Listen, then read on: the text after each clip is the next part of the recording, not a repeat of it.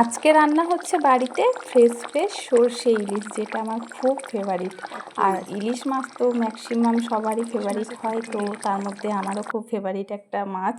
আর তারপর মায়ের হাতের রান্না, সবারই জানি মায়ের হাতের রান্নাটা খুব ভালো লাগে। আমারও আমার মায়ের হাতের এই সর্ষে ইলিশটা সত্যি খুব সুন্দর লাগে। গরম ভাতের সাথে গরম গরম ইলিশ মাছের ঝোল, জাস্ট ওয়াও। তো মা রান্না করছিল আর আমি একটু ভিডিও করে নিচ্ছিলাম যে মা কীভাবে রান্না করছে। আমি কিন্তু কোনোদিনও ইলিশ মাছ রান্না করিনি নিজে, যতবার করেছে মা করেছে। মায়ের হাতেরটাও বেটার মনে হয়। এবার তো নিজের সংসার হয়ে গেছে, বিয়ে শাদী হয়ে গেছে, তো নিজেও রান্না করব, তাই মা কীভাবে রান্না করছিল সেটা আমি একটু দেখে নিচ্ছিলাম। আর সর্ষে ইলিশে তো কাঁচা লঙ্কাটা মাস্ট লাগবেই, কাঁচা লঙ্কা আর সর্ষে বাটা এই দুটো কিন্তু লাগেই লাগে। তো মা আমাকে বলে বলে দিচ্ছিল এইভাবে এইভাবে রান্না করবি। তো প্রথম মানে তেল দিয়ে দিল, তেলের মধ্যে একটু হলুদ দিয়ে দিল, হলুদ দেওয়ার পর কাঁচা লঙ্কাগুলো দিয়ে দেওয়ার পর সর্ষেটা দেওয়ার পর ভালো করে আর কি ওই কষিয়ে নিচ্ছিল।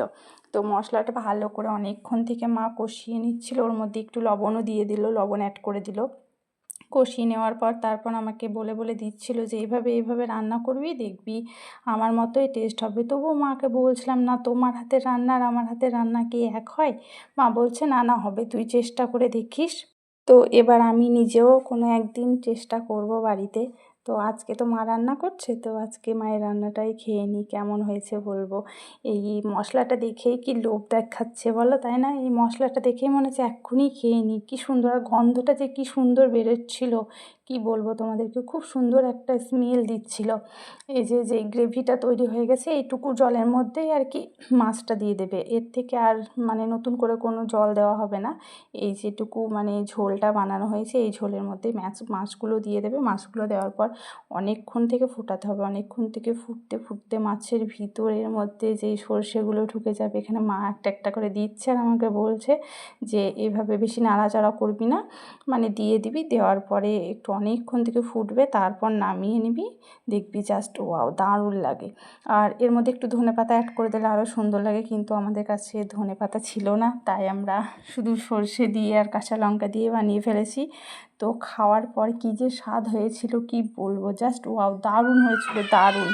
আর এই ইলিশ মাছের যা দাম, আমাদের মতো এই মধ্যবিত্ত ফ্যামিলির লোকরা ইলিশ মাছ খাওয়া মানে একটা স্বপ্ন। বছরে একবার হয়তো হয়, তাও হয় কিনা সন্দেহ। শুধুমাত্র জামাই এসেছিলো তাই হয়েছিল এই ইলিশটা। তো ইলিশ মাছের এতটাই দাম, আমাদের পক্ষে খাওয়াটা অসম্ভবই হয়ে যায়। তো যারা বড়লোক হাইফাই লোক তারা ম্যাক্সিমাম দিন খায়, তাদের কাছে কোনো কিছু যায় আসে না, কিন্তু আমাদের মতো মধ্যবিত্ত ফ্যামিলির লোকরা এটা হচ্ছে একটা স্বপ্ন। তো আমার আমার সত্যি কথাই বলতে আমার ইলিশ মাছ মানে খুবই ভালো লাগে, খুবই ভালো লাগে, যেটা আমি হয়তো তোমাদেরকে বলে বোঝাতে পারবো না। তো দেখো গ্রেভিটা কত সুন্দর হয়েছে, খেতেও কিন্তু সেই স্বাদ হয়েছিল। তো আমার মাকে অনেক অনেক থ্যাংক ইউ আমাকে ইলিশ মাছ খাওয়ানোর জন্য। তো সবাই ভালো থেকো, সুস্থ থাকো, এটাই বলবো।